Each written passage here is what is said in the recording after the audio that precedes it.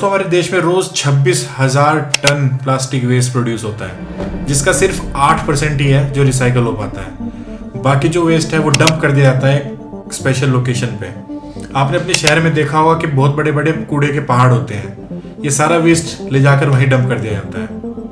School में एक subject पढ़ा हुआ आपने ईवीएस एनवायरमेंटल स्टडीज था, जिसमें एक चीज बहुत कॉमन होती है, जिसमें ये समझाया जाता था, बार बार पढ़ाया जाता था कि कैसे प्लास्टिक जो है वो हमारे इस पृथ्वी की, हमारे इस नेचर की हालत खराब कर रहा है, इसको पोल्यूट कर करके। क्योंकि एक प्लास्टिक के पीस को 500 से लेकर कई हजार साल तक लग सकते हैं डिकम्पोज होने में। रिसेंट स्टडीज ने बताया कि प्लास्टिक जो है वो हमारे शरीर के अंदर जाकर न सिर्फ हमारे डाइजेस्टिव सिस्टम में, बल्कि हमारे वाइटल ऑर्गन्स जैसे कि ब्रेन हो गया, हार्ट हो गया, लंग्स हो गए, ह्यूमन टेस्टिकल्स, यहाँ तक कि ब्रेस्ट मिल्क जो एक नई माँ अपने बच्चे को, छोटे बच्चों को, नवजात बच्चों को पिलाती है, उसमें भी प्लास्टिक पाया जा रहा है।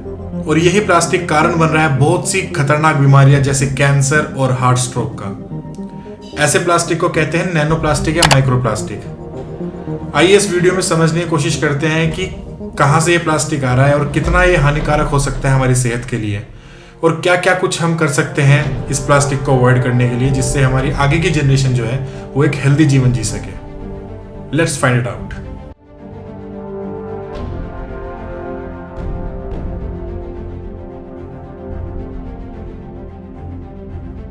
चलिए सबसे पहले बात करते हैं कि माइक्रो प्लास्टिक होता क्या है या नैनो प्लास्टिक होता क्या है। दोस्तों, माइक्रो प्लास्टिक वो होता है जो प्लास्टिक का पार्टिकल जिसका साइज 5 मिलीमीटर से छोटा हो, उसको माइक्रो प्लास्टिक कहते हैं। दूसरा वर्ड आता है नैनो प्लास्टिक। नैनो प्लास्टिक उससे भी छोटा प्लास्टिक का टुकड़ा होता है जिसका साइज 1 से लेके 1000 माइक्रोमीटर तक का बताया जाता है। ये बनते कैसे हैं? आपने नोटिस किया होगा कि अगर आप छत पे या फिर आप बालकनी में कहीं आपकी कोई प्लास्टिक का फर्नीचर, चेयर या फिर कुछ भी प्लास्टिक का आइटम जो है वो पड़ा होता है, तो विद टाइम वो कमजोर हो जाता है और एक ऐसा टाइम आ जाता है जब आप उसको अपने हाथ से भी तोड़ सकते हैं। और जब वो तोड़ते हैं तो एक चूरा आ जाता है आपके हाथ में, एक पाउडर टाइप आ जाता है आपके हाथ में, वो ही माइक्रोप्लास्टिक होता है। क्योंकि सन की जो यूवी रेज होती है, जो अल्ट्रावायलेट रेज होती है, वो प्लास्टिक को इरोड करती है, वो प्लास्टिक को कमजोर करती है। प्लास्टिक कमजोर होने के बाद जो है आसानी से टूट जाता है और उसका जो चूरा होता है वो हवा में फैल जाता है, उसको माइक्रोप्लास्टिक या नैनो प्लास्टिक कहते हैं। ये आप खुद भी देख सकते हैं कि आपके आसपास कितनी प्लास्टिक है। जो फोन आपने हाथ में पकड़ा हुआ है, इसके कंपोनेंट्स प्लास्टिक के हैं। जो चार्जिंग केबल है इस फोन की, वो भी प्लास्टिक की है। अपनी अलमारी खोलिए, आपको अनगिनत प्लास्टिक प्रोडक्ट्स मिल जाएंगे। सड़क पे निकलिए, आप दुकान में जाइए, आप कहीं भी जाइए, आपको चारों तरफ प्लास्टिक ही प्लास्टिक मिलेगी। इसमें मैं एक टॉपिक और इंक्लूड करना चाहता हूँ कि प्लास्टिक बनती कैसे है, कहाँ से बनती है। दोस्तों, जो क्रूड ऑयल, जो धरती में से कच्चा तेल जिसको बोलते हैं, वो निकाला जाता है, जिससे हमारा पेट्रोल, डीजल और बाकी सारी फ्यूल बनते हैं। उसमें से एक चीज और बनती है जिसको कहते हैं नैफ्था। यही वो प्रोडक्ट होता है जिससे हम आगे प्लास्टिक बनाते हैं। और बात करें डिकम्पोजिशन की, तो जैसे कि मैंने पहले भी आपको बताया, एक प्लास्टिक का आइटम 500 से लेकर कई हजारों साल तक ले सकता है डिकम्पोज होने में, धरती में सड़ने गलने के लिए और धरती में न्यूट्रलाइज होने के लिए। चलिए अब वापस आते हैं माइक्रो प्लास्टिक और नैनो प्लास्टिक पे और जानते हैं इसके सोर्सेज क्या हैं, ये कहाँ से ये एनवायरनमेंट में माइक्रो प्लास्टिक या नैनो प्लास्टिक आते हैं। मोटे मोटे 2 सोर्सेज होते हैं माइक्रो प्लास्टिक के।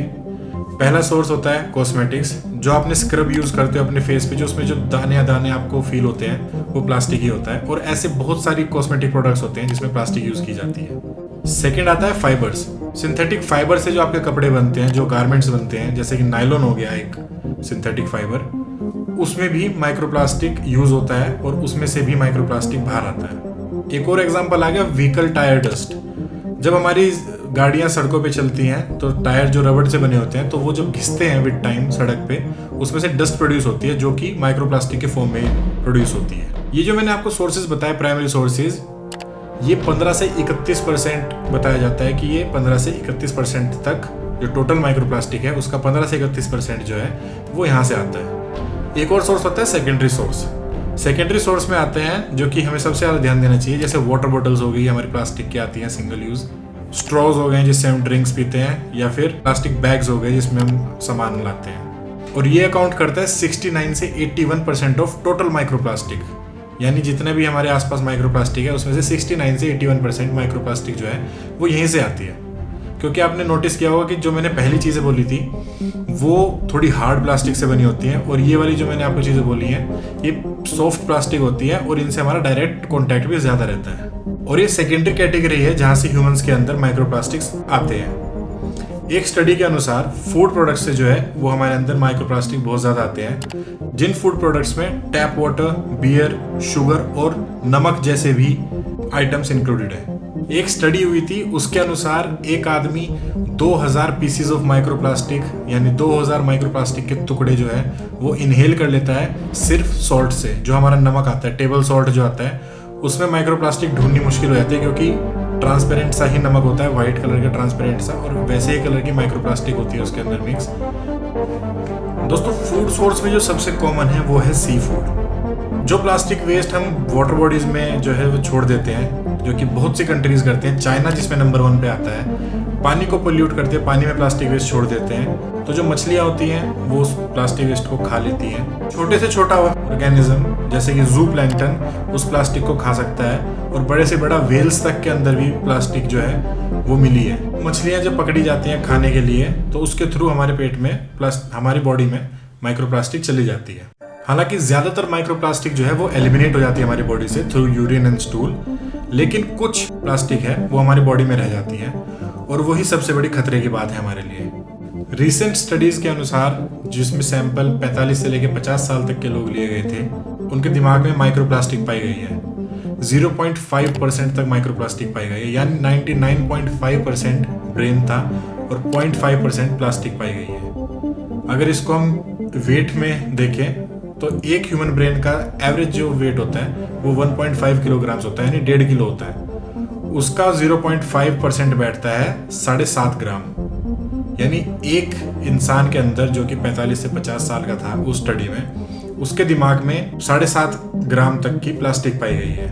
एक एग्जाम्पल के तौर पे आपने डिस्पोजेबल स्पून देखी होगी, व्हाइट कलर की जो आती है, वो 1 चम्मच 2.5 ग्राम की होती है, यानी एक इंसान के दिमाग में 3 चम्मच जितना माइक्रोप्लास्टिक है आज की डेट में। और बाकी जो रिसर्च हुई है उसमें वाइटल ऑर्गन्स जैसे कि प्लेसेंटा, लंग्स, किडनीज, लीवर्स, यहाँ तक कि ह्यूमन मेल जो टेस्टिकल्स होते हैं उसमें भी प्लास्टिक पाई गई है। सबसे डरावनी बात यह है कि ब्रेस्ट मिल्क तक में प्लास्टिक पाई गई है, यानी हम तो सेफ नहीं है, लेकिन जो आने वाली जनरेशन है, जो बच्चे हैं, उनको हम अभी से ही माइक्रोप्लास्टिक ना चाह के भी फीड कर रहे हैं। देखिए मोस्टली ये चीज़ अभी फाइनल नहीं हुई, एक ठोस हमारे पास रिसर्च नहीं है किस तरह से माइक्रोप्लास्टिक जो है वो हमारी बॉडी को इफेक्ट करेगी, लेकिन कुछ जाने माने डॉक्टर्स ने ये कंफर्म किया है कि माइक्रोप्लास्टिक जो है वो कार्डियोवास्कुलर डिसीजेस जो कि हार्ट से रिलेटेड डिसीजेस होती हैं, फर्टिलिटी से रिलेटेड प्रॉब्लम्स जो कि रिप्रोडक्शन में आगे जाके प्रॉब्लम करती है, कैंसर तक कर सकती है माइक्रोप्लास्टिक, और साइकोलॉजिकल प्रॉब्लम्स जैसे कि अटेंशन डिसऑर्डर या फिर हाइपर एक्टिविटी डिसऑर्डर भी कर सकती है। यानी फर्टिलिटी से लेकर हार्ट से लेकर आपके ब्रेन तक माइक्रोप्लास्टिक इफेक्ट कर रही है, ये जाने माने डॉक्टर्स का मानना है। आप समझ रहे हो कितना बड़ा खतरा है ये आज की डेट में हम सभी के लिए।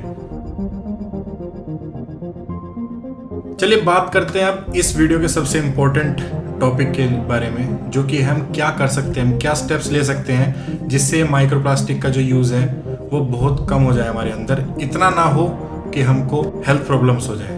हालांकि ये मैं जानता हूँ कि बिल्कुल हम प्लास्टिक अवॉइड नहीं कर सकते हैं। आपके फ़ोन में जो प्लास्टिक पार्ट्स हैं, जो आपके लैपटॉप में प्लास्टिक पार्ट्स हैं, जो आपका काम है, जो आपकी नेसेसिटी है, जो प्रोडक्ट्स, उसमें से आप प्लास्टिक नहीं निकाल सकते हैं। लेकिन ये कुछ स्टेप्स हैं जिनको मैं आपको बताने जा रहा हूँ। अगर आप ये फॉलो करेंगे तो बहुत हद तक आप माइक्रोप्लास्टिक्स जो है वो अवॉइड कर सकते हैं। सबसे पहली चीज़ है हाउस होल्ड प्रोडक्ट्स। जो आपके घर में जो आपकी प्लेट्स होती हैं, जो आपके किचन में बॉल्स होते हैं, वो प्लास्टिक के ना हो, आप मेक श्योर कीजिए। और अगर प्लास्टिक के हैं भी तो आप मेक श्योर कीजिए कि उसको माइक्रोवेव में बिल्कुल ना रखें, क्योंकि जब हीट प्रोड्यूस होती है तो प्लास्टिक जो है वो थोड़ी सी कमज़ोर हो जाती है, और तभी सबसे ज़्यादा माइक्रोप्लास्टिक रिलीज़ करती है वो हमारे फूड आइटम में, जो कि हम माइक्रोवेव में गर्म कर रहे हैं। नेक्स्ट चीज़ है बच्चों का ध्यान रखना है अपने। बच्चों के जो टॉयज़ होते हैं, जब बच्चे छोटे होते हैं, उनके जब दांत निकल रहे होते हैं तो हमको च्यूइंग टॉयज़ दे देते हैं चबाने के लिए, उसको बच्चे चबाते रहते हैं। वो over the time microplastic release करते हैं, जो कि आपके बच्चे की बॉडी में डायरेक्ट जा रहे हैं। और बच्चों की छोटी बॉडी होती है, ज़्यादा वल्नरेबल होती है उनकी बॉडी, तो वो उनको ज़्यादा अफेक्ट कर सकते हैं। हमें नेक्स्ट जनरेशन का भी सोच के चलना होगा। हालांकि जब बच्चे बड़े भी हो जाते हैं, थोड़े बड़े हो जाते हैं, तब जो खिलौने होते हैं उनके, तो वो भी प्लास्टिक के होते हैं, जो बैट्स होते हैं, जो ये सब चीज़ें होती हैं, इनकी लाइफ में हमें प्लास्टिक का मिनिमाइज करना पड़ेगा इनके और सब्स्टिट्यूट्स देखकर। यानी लकड़ी के टॉयज आप इंट्रोड्यूस कर सकते हैं। एक जो सबसे ज़्यादा कॉमन सोर्स होता है माइक्रोप्लास्टिक का, वो होता है प्लास्टिक बैग्स।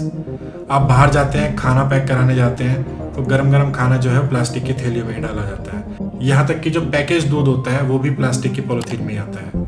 आप कुछ भी बाहर से लेने जाते हो, सब्जी लेने जाते हो, फल फ्रूट्स लेने जाते हो, वो भी सारे प्लास्टिक बैग्स में आते हैं। इस चीज़ को हमें अवॉइड करना है। इस चीज़ को हमें सबसे ज़्यादा ध्यान रखना है कि हम घर से जो है वो एक अपना क्लॉथ का बैग या फिर जूट का बैग जो होता है, आप वो लेकर जा सकते हो सामान लेने के लिए। जो भी आपको फल लेने हैं या सब्जियां लेनी है, जितना भी आप बाहर शॉपिंग करती हैं, ट्राई कीजिए कि आप अपने घर से बैग ले जाएं। जूट का बैग हो या कपड़े का बैग हो, कॉटन का बैग हो, जो सिंथेटिक कपड़े का ना हो, वो आप ले जा सकते हैं, वो आप यूज़ कर सकते हैं इसकी जगह। एक और चीज़ जो हम अवॉइड कर सकते हैं वो है plastic bottles. Single use plastic water bottles जो होती हैं, जो बाहर से हमें ब्रांडेड मिलती हैं 20-20 रुपए की, वो हम बिना सोचे समझे कि 20 रुपए क्या है, हम नई पे नई बोतल खरीदते जाते हैं। वो गाड़ी में पड़ी पड़ी जो है बोतल गर्म हो जाती है और हम अगले दिन उसे उठा के पी लेते हैं। हमें इस चीज़ को अवॉइड करना है। अपने फ्रिज में जो बॉटल्स हैं, ट्राई कीजिए कि वो स्टील की बॉटल्स लाएं आप फ्रिज में रखने के लिए, या फिर आजकल जो है क्ले की बॉटल्स चल रही हैं, वो आप यूज़ कर सकते हैं। प्लास्टिक बॉटल्स बिल्कुल बंद कर दीजिए। दोस्तों, ये कुछ जो मैंने स्टेप्स आपको बताए हैं, ये मैंने कोई रिसर्च करके नहीं बताए हैं, ये बहुत कॉमन स्टेप्स हैं जो आपको वैसे भी यूज़ करने चाहिए प्लास्टिक को, अगर प्लेनेट के लिए ही सोच रहे हो सिर्फ। लेकिन अब आपके पास एक और रीज़न है माइक्रो प्लास्टिक इस चीज़ को सोचने के लिए। तो ये प्लीज़ स्टेप्स आप फॉलो कीजिए और आप कमेंट्स में लिख के बताइए कि हम क्या कुछ कर सकते हैं माइक्रो प्लास्टिक अवॉइड करने के लिए। और कुछ जो स्टेप्स होते हैं और कुछ सजेशंस जो होते हैं वो आप कमेंट्स में लिख सकते हैं, और वो मैं अपनी अगली वीडियो में या फिर मैं कमेंट्स में ही उसको हाईलाइट कर दूंगा। वीडियो आपको पसंद आई हो, इन्फॉर्मेटिव लगी हो, तो please like, share and subscribe to my channel, और शेयर करिए वीडियो अपने पेरेंट्स के साथ, अपने दोस्तों के साथ, और उनको कोशिश कर दीजिए, उनको सचेत कर दीजिए कि प्लास्टिक जो है कितनी बुरी चीज़ है हमारी सेहत के लिए। मैं मिलता हूँ आपको अगली वीडियो में। Till then, think about it.